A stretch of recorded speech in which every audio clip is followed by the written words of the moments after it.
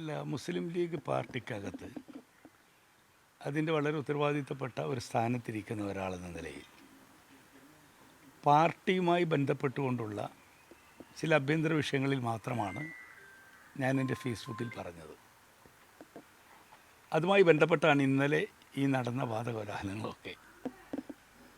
സ്വാഭാവികമായി മുസ്ലിം ലീഗ് നേതൃത്വത്തിന് തന്നെ ആലോചിച്ച് നേതൃതലത്തിൽ തീരുമാനമെടുക്കാൻ കഴിയുന്ന കാര്യങ്ങളാണ് ഞാൻ ഉന്നയിച്ച കാര്യങ്ങളൊക്കെ.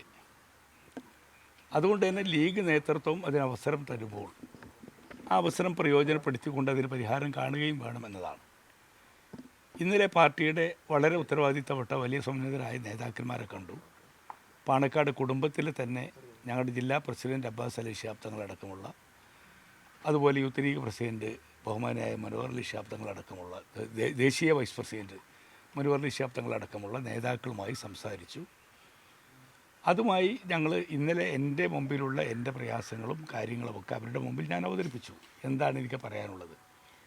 ആ വിഷയങ്ങളൊക്കെ അവർ വളരെ ഗൗരവപൂർവ്വം തന്നെ കേൾക്കുകയും വളരെ അനുകൂലമായ രീതിയിൽ തന്നെ അതിനോടുള്ള പ്രതികരണങ്ങൾ ഉണ്ടാവുകയും ചെയ്തു. അതുകൊണ്ട് തന്നെ ഇനിയും ഞങ്ങളുടെ പാർട്ടിയുടെ സമുന്നതരായ ഒട്ടേറെ നേതാക്കളുണ്ട്. ആ നേതാക്കളുമായൊക്കെ ആശയവിനിമയം നടത്തുന്നുണ്ട്. അങ്ങനെ പാർട്ടിക്കകത്ത് തന്നെയുള്ളൊരു വിഷയം എന്നുള്ള രീതിയിലാണ് ഇതിനെ ഞാൻ കാണുന്നത്. അതിനപ്പുറം മറ്റേതാളുകൾ എന്ത് പറയുന്നു എന്നത് എൻ്റെ മുമ്പിലുള്ള വിഷയമല്ല. അവിടെയാണ് ഇപ്പോൾ ഞാൻ നിൽക്കുന്ന എൻ്റെ ഒരു നിലപാട്. ഈ കാര്യം തുടക്കത്തിൽ തന്നെ ആവാമായിരുന്നില്ല? ഫേസ്ബുക്ക് പോസ്റ്റ് ഇടേണ്ട ആവശ്യമുണ്ടായിരുന്നു? നേരത്തെ തന്നെ നേതൃത്വത്തെ അറിയിച്ചു കഴിഞ്ഞാൽ പ്രശ്നം പരിഹരിക്കപ്പെടുമായിരുന്നില്ലേ? അല്ല, അത് പല മാധ്യമങ്ങളും ഈ കാലഘട്ടത്തിൽ ഉപയോഗപ്പെടുത്തും. ചില മാധ്യമങ്ങൾ ഉപയോഗപ്പെടുത്തുമ്പോൾ ആ ഉപയോഗപ്പെടുത്തുന്നിടത്ത് അതിനനുസൃതമായുള്ള ചില സവിശേഷതകളുണ്ടാകും. അതിനപ്പുറം ഇത് ഞാൻ പറയുന്ന ഒരു കാര്യം എന്നത് ഈ കാര്യത്തിൻ്റെ ഗൗരവം എത്രയാണ് എന്നത് അനുസരിച്ചാണ് അതിരിക്കുക. അവധി നേതൃത്വത്തിന് മുമ്പിൽ അവതരിപ്പിച്ച രീതി അതൊക്കെ നേതൃത്വത്തെ അറിയിച്ചിട്ടുണ്ട് എന്തുകൊണ്ട് അങ്ങനെ എന്നുള്ളത്. അപ്പോൾ നിങ്ങൾ എൻ്റെ ആമുഖം കേട്ടില്ല എന്നതാണ്. ഞാൻ എൻ്റെ നേതാക്കന്മാരുടെ മുമ്പിൽ അവതരിപ്പിച്ചു. പാർട്ടിയിൽ ഇനിയും സമ്പന്നരായ നേതാക്കളുണ്ട്, അവരുമായി ഞാൻ ഈ കാര്യങ്ങൾ അവതരിപ്പിക്കുകയാണ്. അതാണ് ഞാൻ ഏറ്റവും ലാസ്റ്റ്. അതിർത്തിയുള്ളത് PMA സമീറിന്റെ സ്ഥാനാർത്ഥിത്വത്തിലാണ് അതിർത്തിയുള്ളത്. ഇപ്പോൾ ഈ ലിസ്റ്റൊക്കെ പ്രസിദ്ധീകരിച്ച സ്ഥിതിക്കും അത് മാറ്റാനുള്ള സാഹചര്യം നിലവിലുണ്ടോ? അല്ല, ഞാനൊരു സ്ഥാനാർത്ഥിത്വത്തിൻ്റെ അതൃപ്തി മാത്രമല്ലല്ലോ, അത് ഒരു പ്രത്യേകമായ ഒരു വിഷയം ഞാൻ മെൻഷൻ ചെയ്തു എന്നത് മാത്രമാണ്. അതിനപ്പുറം ഓരോ കാര്യങ്ങളുണ്ടാകും. ഒരു പാർട്ടിക്കകത്ത് അത്തരത്തിലുള്ള വിഷയങ്ങളൊക്കെ ഉണ്ടാകും. ഞാൻ ആത്യന്തികമായി നിങ്ങൾക്കറിയാം, ഞാൻ മുസ്ലിം ലീഗുകാരനാണ്. ലീഗിന് അടിസ്ഥാനപരമായി പതിറ്റാണ്ടുകളോളം ലീഗിൻ്റെ പൊതുവേദികളിലും ലീഗിൻ്റെ ചർച്ചകളിലും ലീഗിൻ്റെ എല്ലാ വേദികളിലും പ്രത്യക്ഷപ്പെടുന്ന ഒരാളാണ്. ഇന്നും പാർട്ടിയുടെ ഔദ്യോഗിക സ്ഥാനത്തിരിക്കുന്ന ആളാണ്. അതിനേക്കാളുപരി പാണക്കാട് കുടുംബത്തിൻ്റെ തീരുമാനങ്ങളിൽ വളരെ കൃത്യതയോടുകൂടി ആ തീരുമാനം ഉണ്ടാകും, അത് എപ്പോഴും സത്യസന്ധമായിരിക്കും എന്ന് വിശ്വസിക്കുന്ന ഒരാളാണ്. പക്ഷേ അതുകൊണ്ട് അങ്ങനെയുള്ളൊരു തീരുമാനങ്ങളും കാര്യങ്ങളും വരുമ്പോൾ ആ തീരുമാനത്തോടൊപ്പം നിൽക്കുകയും അത്തരത്തിലുള്ള കാര്യങ്ങളിൽ എന്തെങ്കിലും സംശയങ്ങളുണ്ടെങ്കിൽ ആ സംശയം ദൂരീകരിക്കുകയും ചെയ്യണം. ആ സംശയ ദൂരീകരണം നടത്തുക എന്നത് മാത്രമാണ് നമ്മൾ ചെയ്യുന്നത്. അത് സ്വാഭാവികമായും അതിനനുസൃതമായ തീരുമാനം ഉണ്ടാകും. അത് കഴിഞ്ഞതിന് ശേഷം ഞാൻ അറിയട്ടെ, എൻ്റെ നേതൃത്വത്തിൽ ഇന്ന് വരെയുള്ള എൻ്റെ പാർട്ടിയിലുള്ള എൻ്റെ നേതൃത്വത്തിലുള്ള വിശ്വാസത്തിന് ഒരു ചാഞ്ചല്യവും ഉണ്ടായിട്ടില്ല. ആ ചാഞ്ചല്യം ഉണ്ടാകുന്ന ഒരു സാഹചര്യം സൃഷ്ടിക്കപ്പെട്ടിട്ടില്ല. അതുകൊണ്ട് പാർട്ടി തലത്തിൽ തന്നെ അതിനുള്ള പരിഹാര മാർഗങ്ങൾ തേടുകയാണ്. തീർച്ചയായും അത് ഉണ്ടാകും. സ്ഥാനാർത്ഥിയാകില്ല, ഇപ്പം ലീഗ് വിടില്ല, അങ്ങനെ തന്നെയാണ് തീരുമാനം? അല്ല, ഞാൻ പറഞ്ഞല്ലോ, പാർട്ടി തലത്തിൽ അതിനുള്ള പരിഹാരങ്ങൾ എന്ത് നിങ്ങൾ ചർച്ച ചെയ്യും, അതിനുശേഷം ഞാൻ പറയും. അതല്ല, ഈ പാണക്കാടേക്ക് ഇന്നലെ വിളിപ്പിക്കുകയാണോ ചെയ്തത്, അല്ല താങ്കൾ സ്വമേധയാ അങ്ങോട്ടേക്ക് പോവുകയായിരുന്നു? അല്ല, അത് ഏത് മാർഗങ്ങളിലും എടുക്കാം. കാരണം പാണക്കാട്ടേക്ക് ഞങ്ങൾ സ്വമേധയാ പോയാൽ പോലും അത് തെറ്റാണെന്ന് വിശ്വസിക്കുന്നവരല്ല.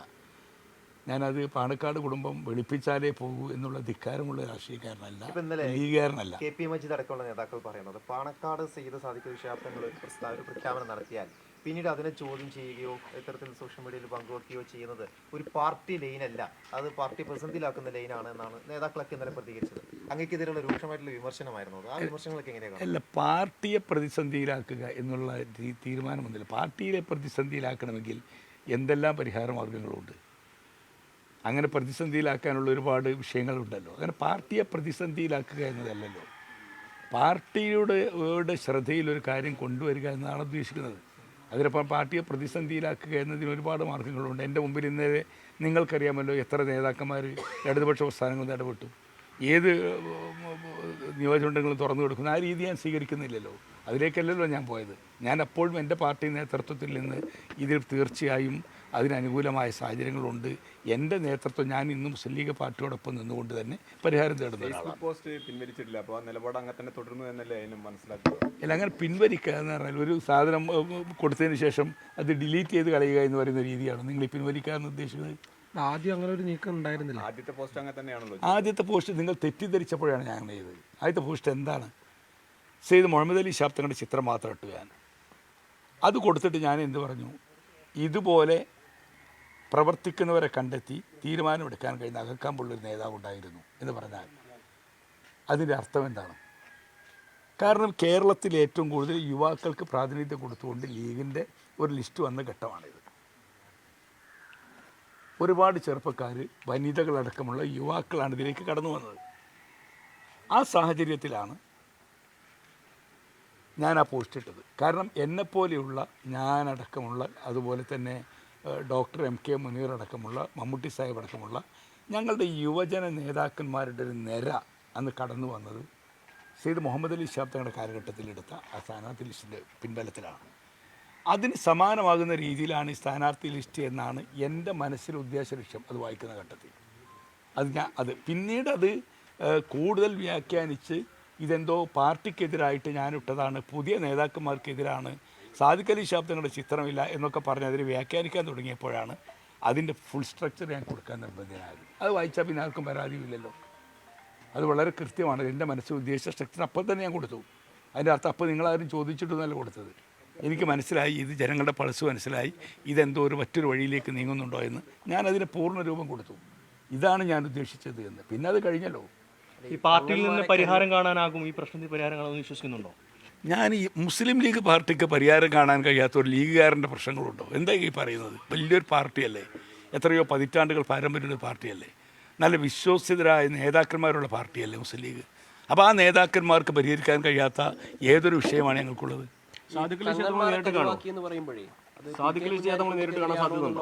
ഒരു ആശയക്കുഴപ്പം കൂടി അവിടെ ഉണ്ട്. അതാരാണ് ഈ രീതിയിലൊരു അല്ല, അത് ഞാൻ പറഞ്ഞോളാം. എൻ്റെ നേതാക്കന്മാരുടെ മുമ്പിൽ പറയൂ. പത്രക്കാരോട് പറയേണ്ട ആവശ്യമില്ലല്ലോ. ഞാൻ എന്നും കാണാൻ സാധ്യതയുണ്ടോ ചോദിച്ചാൽ പാണക്കാട്ട് പോയിട്ട് കാത്തുനിന്ന് തങ്ങൾ പുറത്തേക്ക് വരുന്ന സമയത്ത് തങ്ങളോട് സംസാരിച്ച് വരുന്ന ആളുകളല്ലേ ഞങ്ങളൊക്കെ. അല്ല, ഞങ്ങളങ്ങനെ തങ്ങളപ്പുറത്തും ഞാൻ ഇപ്പുറത്തും ഇരുന്നിട്ട് തങ്ങളുമായൊരു വലിയ രാഷ്ട്രീയ ചർച്ചയും ഒരു വാദപ്രതിവാദങ്ങൾക്കൊന്നും ഇരിക്കാൻ മാത്രം വലിപ്പമുള്ളവനല്ലേ ഞാൻ. മുസ്ലിം ലീഗ് പാർട്ടിയുടെ എളിയ പ്രവർത്തകനാണ്. തങ്ങളെ കാണുന്നുണ്ട്, തങ്ങൾ ഇന്ന് വിളിച്ചാൽ അവിടെ എത്തണം, തങ്ങളെ ആവശ്യമുണ്ടെങ്കിൽ പോയി കാണണം. അതിനപ്പുറം തങ്ങളും ഞാനും കമ്പയർ ചെയ്ത് അപ്പുറം ഇപ്പുറവും രണ്ട് നേതാക്കന്മാരെന്ന നിലയിൽ ഇരുന്ന് ചർച്ച പെടാൻ മാത്രം വലിപ്പം എനിക്കുണ്ടെന്ന് ഞാൻ വിശ്വസിക്കുന്നില്ല.